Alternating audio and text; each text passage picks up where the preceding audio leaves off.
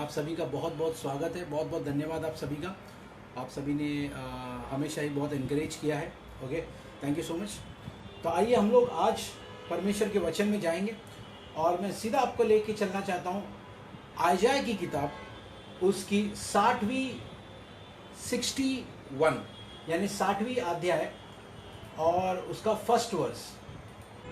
Arise and shine, arise and shine for the light is कम।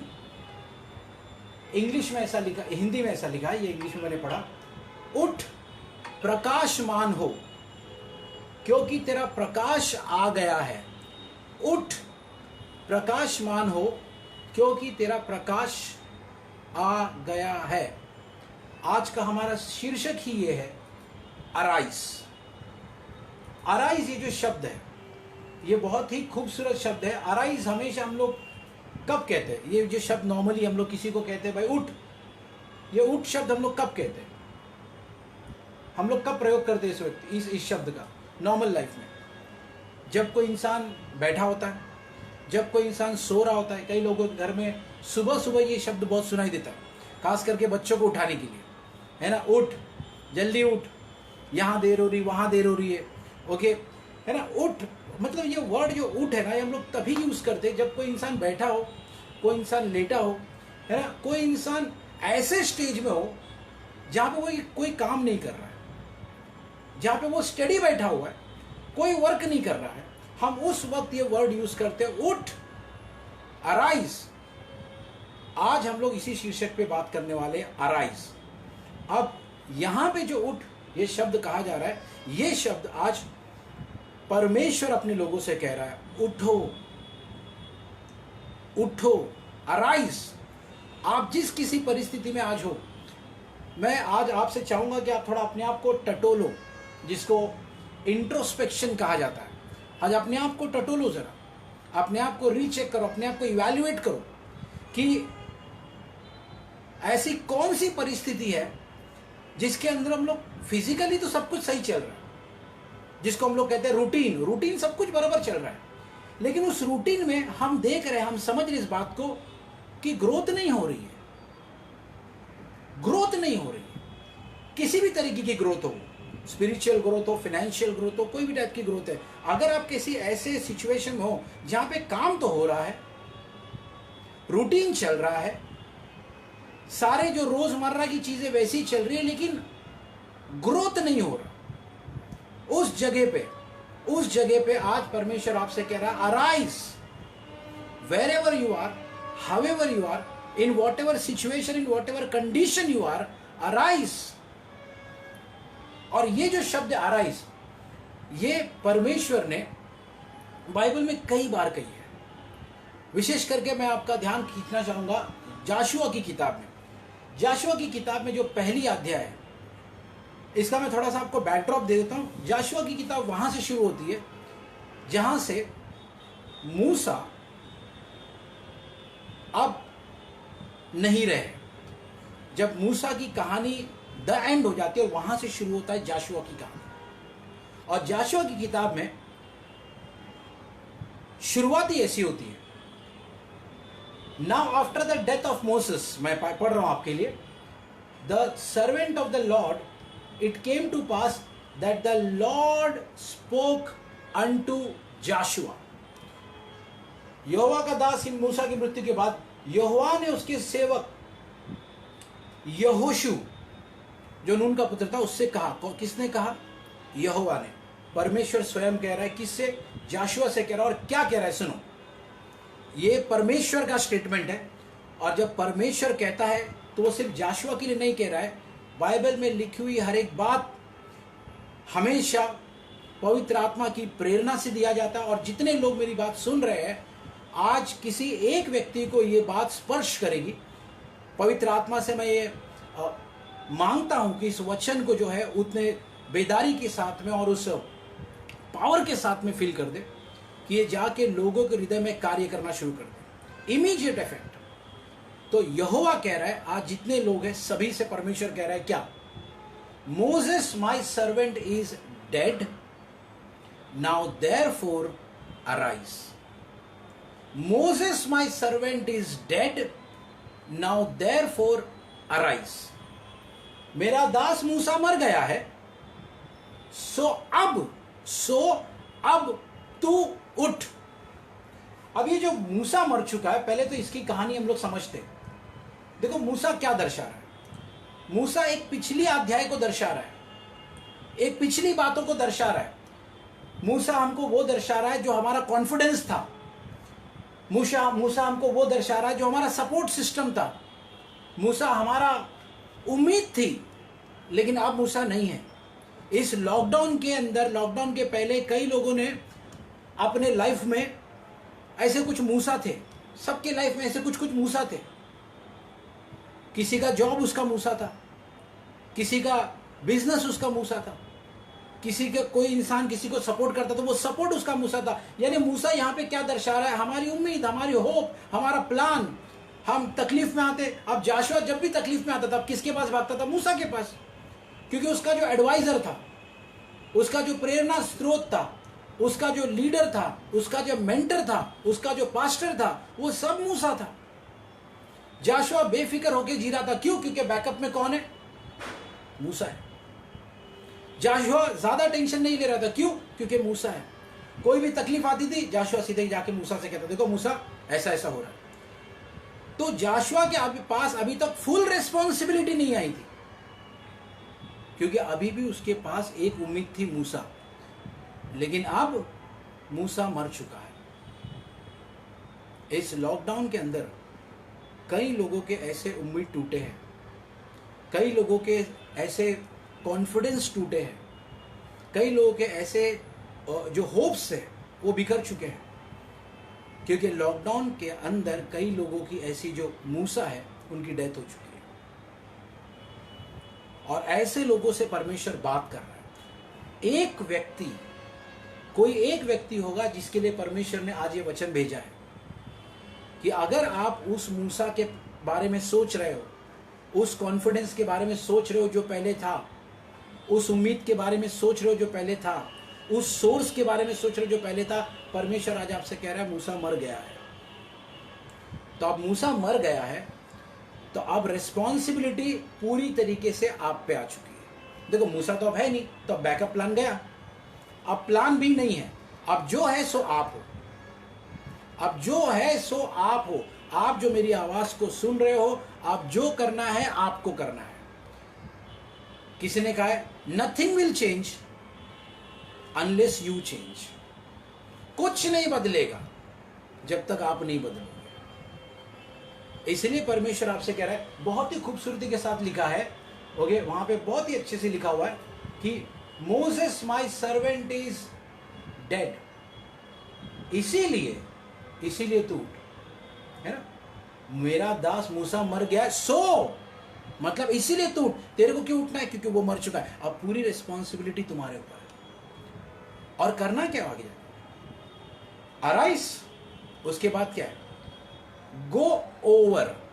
पहले कहा गया arise यानी खड़े हो जाओ, उठ जाओ. ओके, उठना, अराइज होना यानी डिसीजन लेना, एक स्ट्रांग डिसीजन लेना. देखो आप कभी भी नोटिस करना, जब भी हम अपने लाइफ में डिसीजन लेते ना, कई बार ओके कोई स्ट्रांग डिसीजन लेते ना, ऑटोमेटिकली हम अपने पैरों पे खड़े हो जाते हैं. कभी आप याद करो, कोई आपको आपने कोई चीज करने का डिसीजन लिया कि हाँ ये काम हम लोग करेंगे, ये चीज हम लोग करेंगे, ये ऐसा करेंगे, ऐसा कोई जब स्ट्रांग डिसीजन लेते ना, ऑटोमेटिकली यू स्टार्ट अराइजिंग. आप ऑटोमेटिकली खड़े हो जाते हो. अब खड़े होने के बाद प्रॉब्लम क्या होता है? कई लोग खड़े होते हैं और खड़े ही रहते हैं. बाइबल क्लियर कह रहा है, परमेश्वर क्लियर कह रहा है अराइज, और उसके बाद लिखा है गो.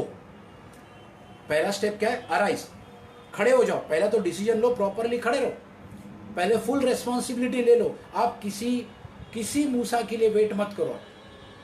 खुद अपने ऊपर रिस्पॉन्सिबिलिटी ले लो कि जो कुछ होगा वो मेरे लिए होगा और मेरे वजह से होगा. अगर मैं नहीं हिलूंगा कुछ नहीं हिलेगा, मैं नहीं बदलूंगा कुछ नहीं बदलेगा. जो भी रिस्पॉन्सिबिलिटी है अब वो मेरी रिस्पॉन्सिबिलिटी है.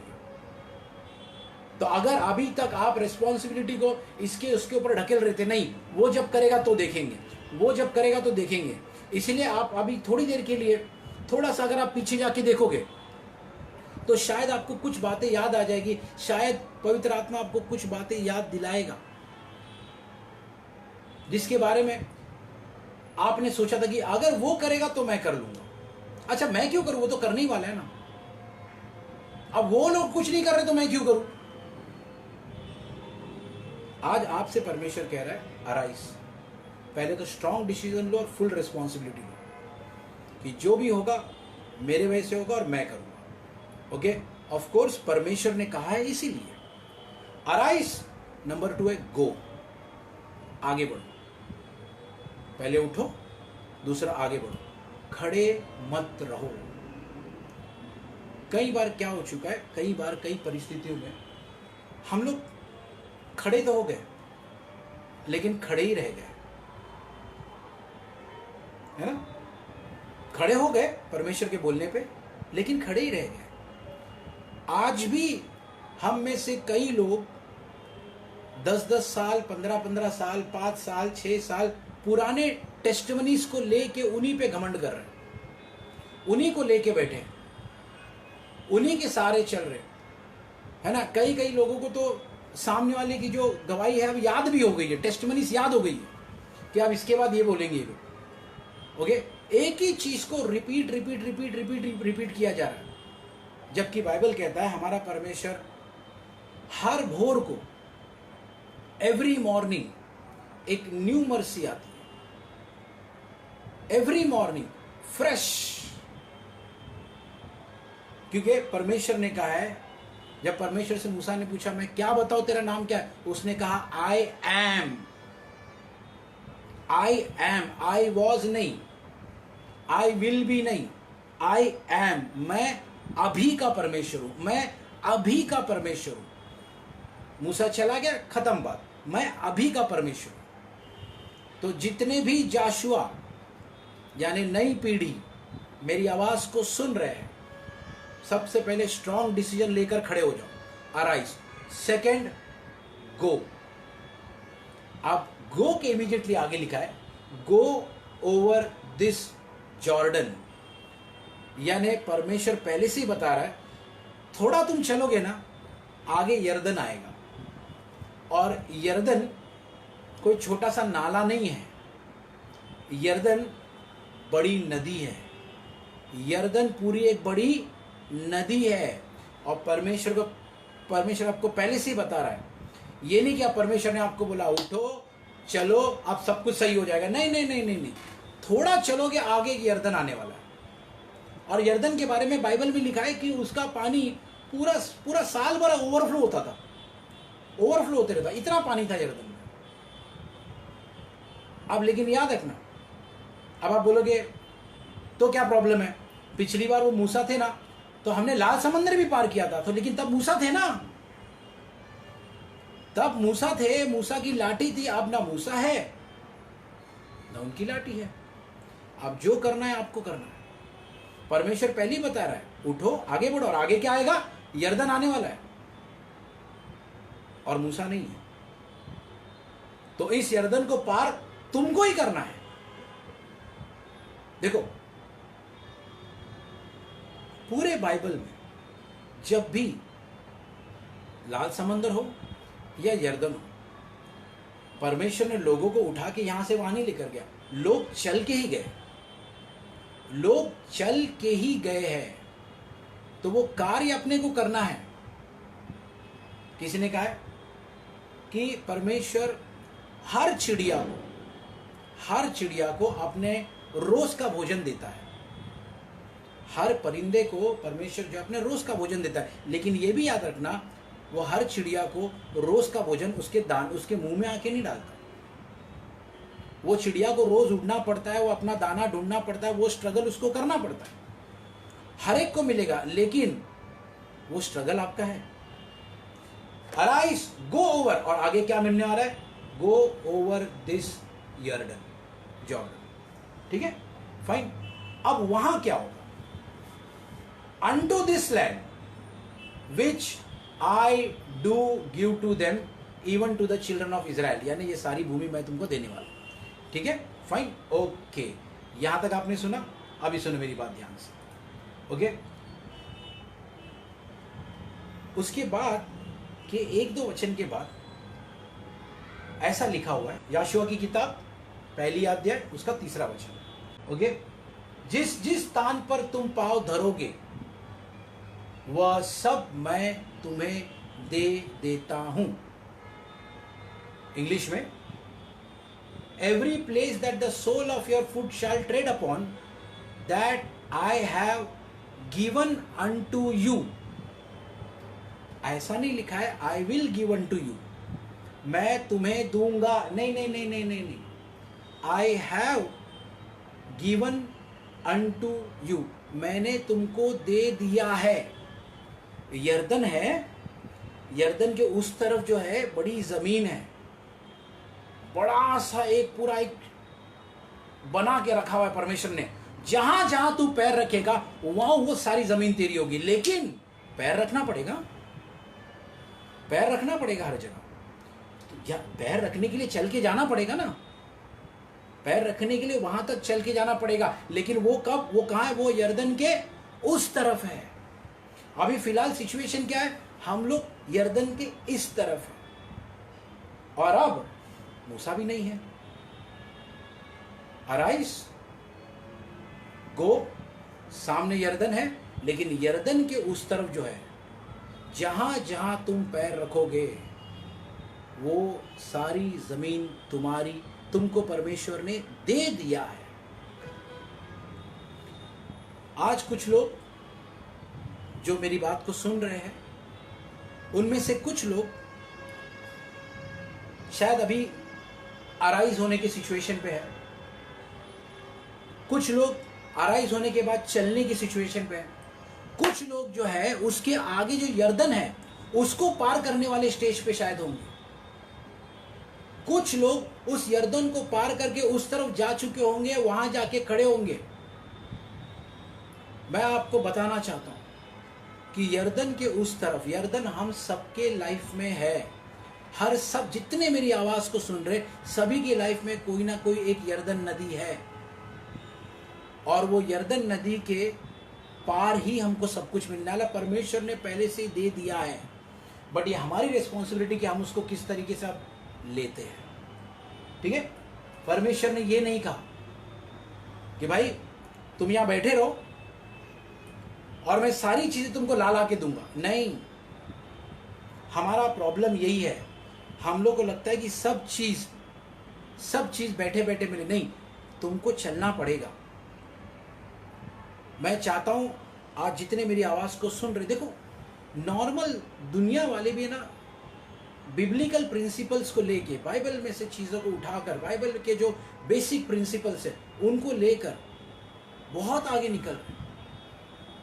एक फेमस, एक आपने सुना होगा, एक ब्रांड है KFC करके आपने सुना होगा ना। हम लोग हर जगह मॉल में जाते हैं, वहां पे KFC वगैरह के ब्रांड लगे रहते हैं। तो ये जो व्यक्ति है ना, ये KFC जिसका है, वो बंदा जो है जब 40 साल की उम्र का था, 40 इयर्स, उस वक्त इसने पहली बार ये चिकन बनाया। ये जो चिकन का जो भी इसका जो जिसको कहते हैं रेसिपी, ये रेसिपी इसने बनाया। और जो है जब रेसिपी बनाया तो इसको लगा कि यार ये मेरे रेसिपी में कुछ तो दम है। तो ये इस कॉन्फिडेंस में इसने जाके अलग अलग रेस्टोरेंट्स को ये रेसिपी दिया। और मैं आपको बताना चाहता हूं 1009 रेस्टोरेंट्स, सुन लो बराबर से, ध्यान से सुनो, 1009 रेस्टोरेंट्स ने उसको मना किया। 1009 रेस्टोरेंट्स ने उसको मना किया। एक रेस्टोरेंट नहीं, 2 रेस्टोरेंट नहीं, 3 नहीं, 4 नहीं, 1009 रेस्टोरेंट। मैं सिंपल वर्ड में बोलूं ना अगर, तो 1009 बार ये इंसान फेल हुआ, 1009 बार ये इंसान गिरा, 1009 बार इसकी बेइज्जती हुई होगी, 1009 बार इसको बोलते ना डिप्रेशन फील हुआ रहेगा। जब इतनी बार कोई इंसान फेल होता है तो डिप्रेस हो जाता ना। अब मैं आपको बताऊंगा, परमेश्वर को पता था जाशुआ के साथ क्या होगा, इसलिए परमेश्वर ने बाद में उसको एक बात कही, मैं आपको बाद में बताऊंगा। तो 1009 बार सोचो ना, आज कितनी आसानी से हम लोग सुन लेते ना।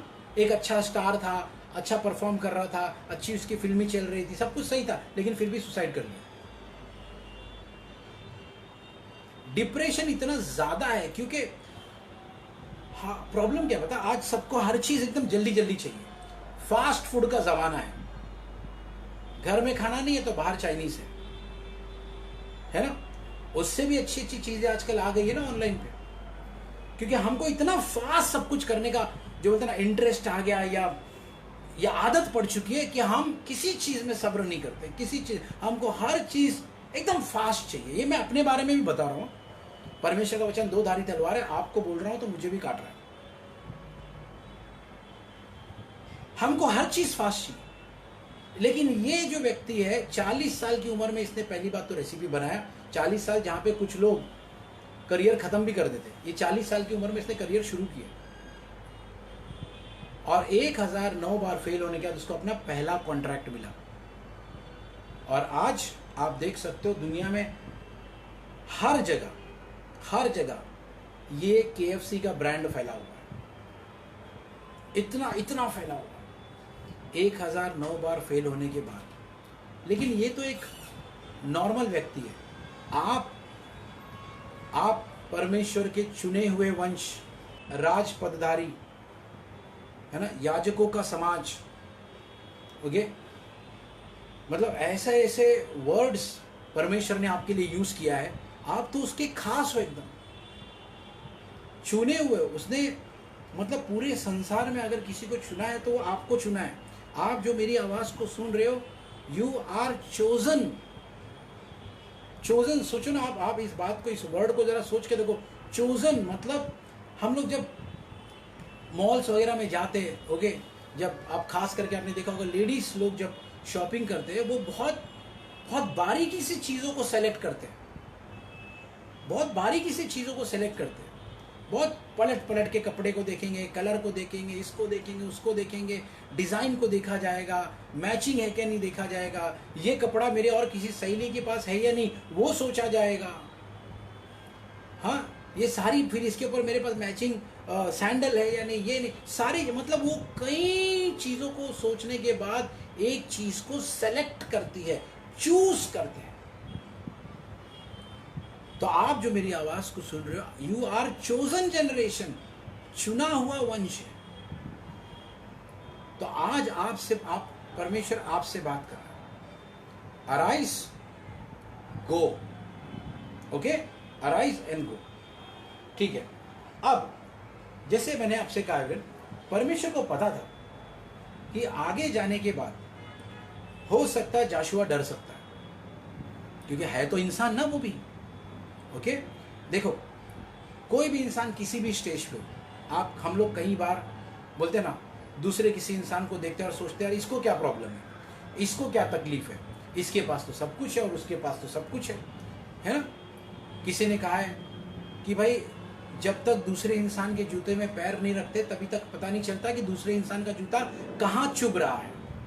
तो हर इंसान के माइंड में डर होता है, घबराहट होती है, और ये बात परमेश्वर को बखूबी पता थी। इसीलिए परमेश्वर ने आगे उससे कहा, आगे परमेश्वर ने उससे 2 बार ये बातें कही। 2 बार मैं आपको क्लियरली बताता हूं, ओके। 2 बार ये बातें कही कि वर्स 6, छठे आयत में ये लिखा है, हियाव बांध, दृढ़ हो जा। इंग्लिश में बहुत खूबसूरत है, be strong and of good courage, be strong and of good courage, be strong and of good courage. जितने लोग मेरी बात को सुन रहे हैं, कोई भी परिस्थिति आपकी क्यों ना हो, हम लोग हमेशा कहते हैं ना कि हमारा परमेश्वर परिस्थितियों से ऊपर है, सिचुएशंस के ऊपर है, उसके ख्याल हमारे ख्यालात से बहुत ऊपर है। My thoughts are different from your thoughts, are way above your thoughts.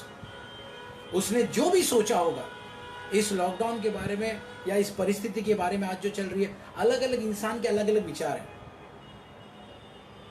लेकिन बाइबल कहती है कि विजडम जो है वो परमेश्वर के मुख से निकलती है। परमेश्वर का मुख यानी बाइबल, बाइबल से निकलती है, ठीक है। खैर, उसने कहा बी स्ट्रांग, वर्ष 6, be strong and of good courage, ठीक है पहले। फिर 7वें आयत में दोबारा कहा, दोबारा 7वें आयत में देखोगे वहां पे लिखा है 7वें, इतना ही हो कि तू हियाव बांध और बहुत दृढ़ हो। ध्यान से सुनो, 6वीं आयत में क्या बोला था? हियाव बांध कर दृढ़ हो जा, हियाव बांध और दृढ़ हो जा। और 7वें आयत में फिर से रिपीट किया, तू बहुत दृढ़ हो। देखो यहां पे फिर से लिखा है, मैं इंग्लिश में पढ़ता हूं। 6th में लिखा है be strong and of a good courage. 7th में लिखा है be thou strong and very courageous. देखो, अगर परमेश्वर ने कोई चीज को 2 बार कही है, 2 बार, मतलब कुछ तो उसमें मीनिंग है। There has got to be some meaning inside it. तो मैं यही कह रहा हूं कि आज परमेश्वर आपसे कह रहा है, आप किस परिस्थिति से गुजर रहे हो, क्या हालात है, वो मुझे नहीं पता, ना ही आपके करीबियों को पता होगा, क्योंकि ऊपर से सब कुछ ठीक ही लगता है। पानी कितना गहरा है ये पानी में उतरने के बाद पता चलता है, सरफेस लेवल पे तो सब कुछ सेम है भाई। तो इसीलिए परमेश्वर आज आपसे कह रहा है, जो मेरी आवाज को सुन रहे, be thou strong and very courageous. क्योंकि जिस टाइप के न्यूज़ और जिस टाइप के हालात दिख रहे उसमें इस टाइप के करेज की आपको ज़रूरत पड़ेगी। और परमेश्वर आपसे कह रहा है बी करेजियस, क्योंकि अगर आप करेजियस नहीं होंगे तो आप पे फियर हावी हो जाएगा। If you are not strong, fear will take over. If you are not courageous, depression will take over. तो अगर वो फियर और डिप्रेशन से बचना है तो करेजियस होकर सामना करना पड़ेगा। एक छोटा सा बुल्लक जो है, बुल्लक, पता नहीं बुल्लक को क्या बोलते हैं, बैल वगैरह बोलते रहेंगे, ओके, पता नहीं मुझे, बुल्लक, बुल्लक इंग्लिश में बुल्लक बोलते हैं। तो जो जंगली बुल्लक्स होते हैं ना, जंगली जो जंगल में जो बुल्लक्स होते हैं, ओके, तो एक छोटा सा जो बुल्लक है, ओके, वो अपने डैडी के साथ में झुंड में घूम रहा था। तो उसकी जो डैडी है, जो डैडी बुल्लक है, वो अपने बच्चे को सिखा रहे थे, ओके, कि कैसे लाइफ जीना है, क्या करना है। तो वो छोटे बुल्लक ने पूछा, जो बच्चा था, बोले डैडी ये जो शेर आता है, शेर, ओके, ये तो बहुत खतरनाक होता है और ऐसा होता है और वैसा होता है, ये तो खा जाता है हम लोग को, मार देता है हम लोग को। तो जैसे ही शेर देखो तो मैं तो डैडी भाग जाऊंगा, ओके, क्योंकि हमको तो, मैंने तो बहुत सारे ऐसे किस्से सुने हैं, बहुत सारे लोगों के मम्मी डैडी को इसने खा डाला है। तो शेर जब भी आएगा तो मैं तो भाग जाऊंगा, मैं तो एकदम फुल स्पीड में भागूंगा। तो उसके डैडी कहते हैं, देख भाई, यही गलती तुझे नहीं करना है, यही गलती तुझे नहीं करना है, क्योंकि जब शेर के सामने तुम भागोगे तो तुम अपने बॉडी का वो वाला पार्ट शेर के सामने लेकर आ रहे हो जो डिफेंस नहीं कर सकता। क्योंकि बुल्लक के आगे सिंग है ना, बुल्लक के जो सिंग है वो आगे है। बोले अगर तू भागने लगा तो तेरे बॉडी का वो वाला पार्ट एक्सपोज हो जाएगा जो डिफेंड कर ही नहीं सकता। तो तू उसके सामने भागने की गलती नहीं करना। अगर तू भागा तो तू मरेगा जरूर, क्योंकि वो शेर है, वो तेरे से फास्ट भागेगा और तुझे उस पार्ट में अटैक करेगा जहां पे तेरा डिफेंस है ही नहीं, तू डिफेंसलेस है वहां से। बोले सर तो डैडी मैं क्या करूं फिर, वो शेर के सामने खड़े रहूं मैं? बोले एग्जैक्टली यही करना है तुमको, एग्जैक्टली तुमको यही करना है। अगर शेर सामने आ जाए तो उसको अपने, सबसे पहले तो अपने आंखों से उसके डायरेक्ट कांटेक्ट करना। दूसरा, उसको अपना सिंग का जोर बताना, जमीन पे सिंग मारना, इधर मारना उधर मारना, सिंग से उसको जोर बताना। अपने पैर जो है ना, पैर तेरे फ्रंट के पैर, उसको जोर जोर से जमीन पे मारना। शेर को बिल्कुल ये नहीं बताना कि तू डरा हुआ है या तू डर रहा है। और सबसे बड़ी बात, अपने झुंड से ज्यादा दूर नहीं जाना, क्योंकि अगर तुम झुंड में रहोगे तो शेर जल्दी अटैक करने की कोशिश नहीं करेगा। इसीलिए बाइबल में बार बार लिखा है फेलोशिप फेलोशिप फेलोशिप, क्योंकि जब झुंड में रहते हो ना तो अटैक जल्दी नहीं होता, वैरी आप पर अटैक नहीं करता, क्योंकि आप झुंड में हो, आप फेलोशिप में हो। तो इसीलिए जितने लोग मेरी बात को सुन रहे, आज वो टाइम आ गया है कि आप अपने उस पार्ट का इस्तेमाल करो जो आपका बेस्ट पार्ट है, जो आपका सबसे पावरफुल पार्ट है। इसलिए बाइबल में लिखा है, परमेश्वर ने लिखा है, बी करेजियस, बी करेजियस। ये आपके लिए लिखा हुआ है। अब मैं आपको इन सारे जो जितनी भी बातें, देखो ये बात तो सही है कि परमेश्वर ने कहा कि आगे जो है यरदन को पार करना है, यरदन के उस तरफ जो है तुम्हारे लिए पूरी जमीन बना के रखा हूं मैंने, तू जहां जहां पैर रखेगा वो सारी भूमि तुम्हारी होगी। लेकिन मेरी बात सुनिए, इन सब की इतनी बड़ी सक्सेस और इतना बड़ा प्रॉस्पेरिटी के लिए एक कंडीशन है, एक कंडीशन है, या मैं ऐसा बोलूँगा एक सीक्रेट है। आज जितने मेरी बात को सुन रहे, जो लोग अराइज हो चुके हैं, जो लोग गो करना चाहते हैं, जो लोग यरदन को पार करके अपने प्रॉमिस लैंड में पहुंचना चाहते हैं, उनको एक फाइनल सीक्रेट दे रहा हूं।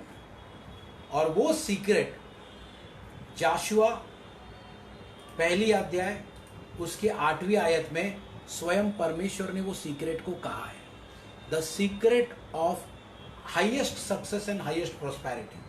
पहली अध्याय उसका 8वां वचन, this book of law shall not depart of thy mouth. Okay, मैं हिंदी में भी पढ़ता हूं। व्यवस्था की यह पुस्तक, अब मुझे बताने की जरूरत नहीं, जो सुन रहे वो सारे समझदार लोग हैं। ओके, व्यवस्था की यह पुस्तक यानी कौन सी पुस्तक, मुझे बताने की जरूरत नहीं आप सभी को। व्यवस्था की यह पुस्तक तेरे चित्त से यानी तेरे मन से कभी न उतरने पाए। क्यों? इसी में दिन रात ध्यान दिए रहना। बहुत सारी चीजों पे हमारा ध्यान है, बहुत सारी चीजों में हम प्रॉस्पेरिटी ढूंढ रहे हैं, सक्सेस को ढूंढ रहे हैं और आगे बढ़ने के लिए दिशा ढूंढ रहे हैं, बहुत सारी चीजों पे। लेकिन परमेश्वर का वचन कहता है व्यवस्था की यह पुस्तक तेरे चित्त से कभी ना उतर पाए, इसी में दिन रात ध्यान दिए रहना। इसीलिए क्यों कि जो कुछ इसमें लिखा है उसके अनुसार करने की तो चौकसी करे। इंग्लिश में लिखा है, this book of law shall not depart out of thy mouth, but thou shalt meditate therein day and night, that thou mayest observe to do according to all that is written therein। क्यों ऐसा? लेकिन क्यों meditate करना चाहिए परमेश्वर के वचन पे? क्यों हमें चित्त से नहीं उतरने देना चाहिए? क्यों? क्योंकि फिर आगे लिखा है द सीक्रेट। ओके, क्योंकि ऐसा करने से, इनफैक्ट मैं आपको बताता हूं क्या लिखा है, ऐसा ही करने से। ये नहीं लिखा है ऐसा करने से, ये लिखा है ऐसा ही करने से। मतलब दूसरा ऑप्शन नहीं है। देखो मेरी बात सुनो, ओके। अगर इमेजिन करो आप घर पे चले गए, ओके, और घर में मम्मी ने, आपकी वाइफ ने, ओके, आपको ये एक भाजी दिया और रोटी दी, और आपने बोला खाने में क्या है, तो उन्होंने कहा ये है। आपने दोबारा पूछा खाने में क्या है, यही है। फर्क समझ रहे ना? ऐसा नहीं लिखा है ऐसा करने से, क्या लिखा है? ऐसा ही करने से क्या होगा? ऐसा ही करने से तेरे सब काम सफल होंगे, तेरे सब काम सफल होंगे। चाबी, की, सीक्रेट, ऐसा ही करने से तेरे सब काम सफल होंगे और तू प्रभावशाली होगा।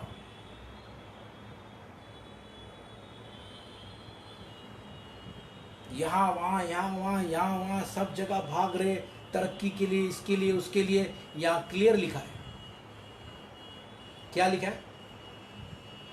व्यवस्था की यह पुस्तक तेरे चित्त से कभी ना उतरने पाए, इसी में दिन रात ध्यान दिए रहना, इसीलिए कि जो कुछ उसमें लिखा है उसके अनुसार करने की तू चौकसी करे, क्योंकि ऐसा ही करने से तेरे सब काम, कुछ काम नहीं, थोड़े काम नहीं, क्लियर लिखा है क्या? सब काम। सब काम मतलब सब काम सफल होंगे। और फिर आगे लिखा है, तू प्रभावशाली होगा। प्रभावशाली समझते हो? इन्फ्लुएंस, जिसका इन्फ्लुएंस होता है।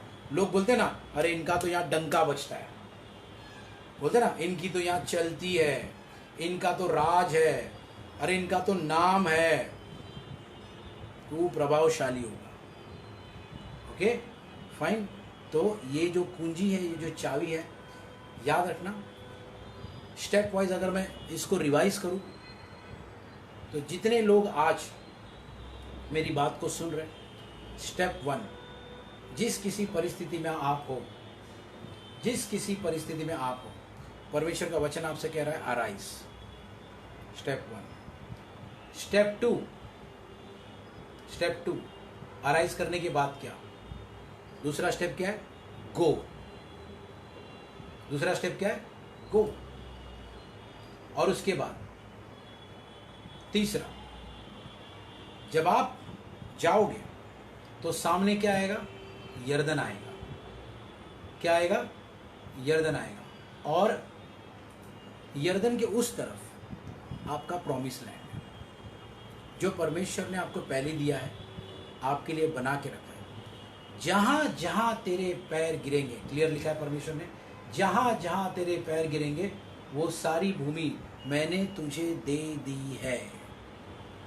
तो आप जिस किसी स्टेज पे आज हो, मैं चाहता हूं, ये मेरी प्रार्थना है कि आप उस तरफ जाकर, यरदन के उस तरफ जाके अपने प्रॉमिस लैंड को ले लो। ओके।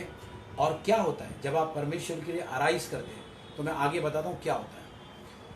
जब परमेश्वर आपसे कहता है अराइज एंड शाइन, जब आप अराइज होंगे तो डेफिनेटली आपकी जो चमक है, आपकी जो शाइन है, आपकी प्रभावशालीपन जो है, आपका सक्सेस का जो चमक है, वो सब जगह फैलेगा। उससे क्या होगा? आखिरी एक बात बता के मैं वाइंड अप करता हूँ। तो जब आप ओके प्रभावशाली होंगे और आपका चमक फैलेगा, आपका इन्फ्लुएंस फैलेगा, आपका रुतबा फैलेगा, उस वक्त क्या होगा? यशाया की किताब उसके 60वीं अध्याय में 3री आयत में लिखा है, and the Gentiles shall come to thy light. Hindi में पढ़ता हूं, और अन्य जातियां तेरे पास प्रकाश के लिए आएंगे। जब तुम चमकोगे, when you will shine, इधर लिखा है and the Gentiles shall come to thy light। Okay, मैं पूरा पढ़ता हूँ, बहुत अच्छा लिखा, मैं आपको पढ़ के बताता हूँ। और अन्य जातियां तेरे प्रकाश के लिए, और राजा तेरे आरोहण के प्रताप की ओर आएंगे। मतलब तुम्हारा इंग्लिश में देखो कैसा लिखा है, and the Gentile shall come to the light and the kings to the brightness of the rising. मतलब तुम्हारा इतना प्रकाश होगा, इतना तुम्हारा तेज होगा, इतना तुम्हारा इन्फ्लुएंस होगा, इतना तुम्हारा प्रभाव होगा, इतना तुम्हारा फैला होगा, तुम्हारा तंबू इतना बड़ा होगा कि जेंटाइल्स, अन्य जातियां तुम्हारे पास आएंगे तुम्हारे प्रकाश के लिए, तुम्हारा सीक्रेट जानने के लिए, और राजाए बड़े बड़े जो लोग हैं, जो अधिपतियां हैं, जिनका कमांड है, जिनकी चलती है, जिनको दुनिया में राजाओं का पोजीशन है, वो तुम्हारे पास आएंगे तुम्हारा सीक्रेट जानने के लिए, तुम्हारी चाबी समझने के लिए। और तुम्हारी चाबी क्या है वो मैं आपको बता चुका हूं, जाशुआ 1:8 में, व्यवस्था की यह पुस्तक तुम्हारे चित्त से कभी उतर न पाए, इसी में दिन रात मनन करते रहना, क्योंकि ऐसा ही करने से तेरे सब काम सफल होंगे और तू प्रभावशाली होगा। थैंक यू सो मच, धन्यवाद एवरीवन, थैंक यू।